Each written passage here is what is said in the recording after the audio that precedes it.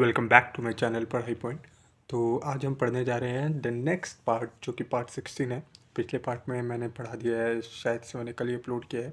तो अगर आपने वो नहीं देखा है तो डिस्क्रिप्शन में आपको लिंक मिल जाएगा, आप पहले वो देख लें। पर आज हम पढ़ने जा रहे हैं थियोरी ऑफ सरप्लस वैल्यू। ये है क्या?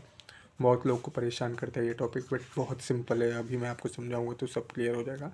तो विदाउट अ फर्दर ड्यू हम अपने नोट सेक्शन में जाते हैं, जहाँ मैं आपको जल्दी जल्दी ये सब चीज़ समझा दूंगा ताकि आपको फर्दर कोई डाउट ना रहे।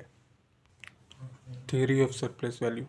जहाँ पिछले क्लास में we discussed about many things about class conflict, लेकिन आज हमें थियरी ऑफ सरप्लस वैल्यू के बारे में पढ़ना है। अब ये जो थ्योरी है वो इकोनॉमिक बेसिस के अराउंड रिवॉल्व करती है।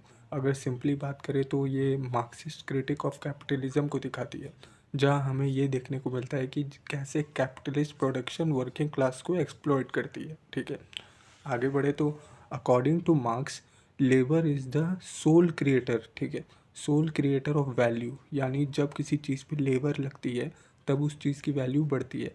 अगर एग्जांपल ले तो सपोज़ कर लो, एक डायमंड के खोज के लिए पहले उसे प्रोक्योर करने का लेबर लगेगा कोल माइन से, फिर वो वर्कशॉप पहुंचेगा और उस पर और भी फर्दर कट एंड पॉलिश और ना जाने कितने और लेबर प्रोसेस होके उस चीज़ का कुछ वैल्यू होगा। ठीक है, कुछ वैल्यू बढ़ेगा। विदाउट लेबर उस चीज़ का वैल्यू होगा ही नहीं। अगर मान लो आप कहीं ज्वेलरी शॉप में जा रहे हो, आपको बस ऐसे ही वो प्योर गोल्ड दे दे, ठीक है, तो आप बेसिकली नहीं लोगे उस चीज़ को, क्योंकि ना उस पर कोई लेबर लगा है अच्छे से, ना वो ज्वेलरी में बना हुआ है, तो कोई क्यों बाई करेगा उस प्रोडक्ट को। ठीक है, आई होप यू अंडरस्टैंड। आगे बढ़ते हैं। तो और साथ ही में कुछ और भी फैक्टर्स हैं जैसे प्रोडक्शन के लिए, जैसे land, labour, capital and organisation का।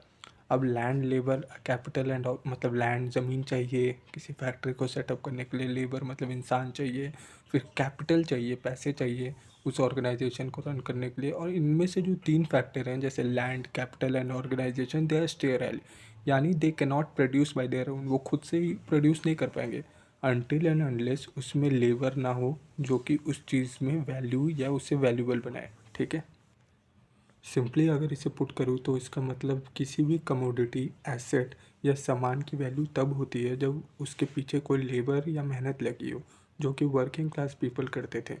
चलिए आगे बढ़ते हैं।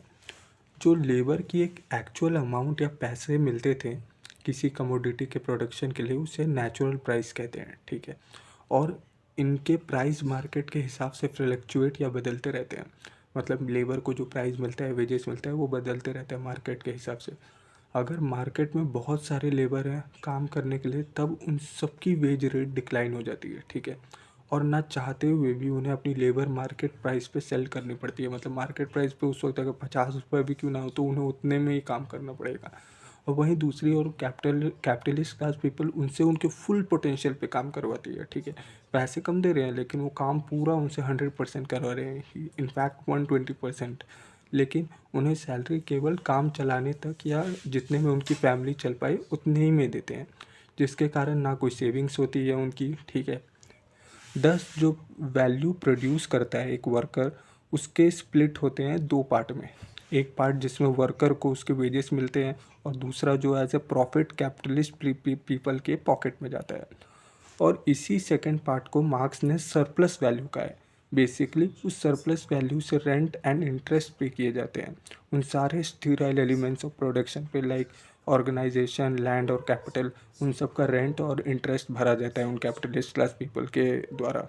देयरफॉर ये एग्जांपल है वर्कर्स का एक्सप्लॉयटेशन अंडर कैपिटलिज्म। मतलब कैपिटलिज्म कैसे वर्किंग क्लास पीपल का जो उन्हें कैसे एक्सप्लॉइट करता है, मतलब उनको अच्छे से काम करने नहीं देता है। बेसिकली उनको मन चाहा, एक जो कहते हैं ना फ्री कोई इंडिविजुअल होता है, वैसे काम करने नहीं देता है।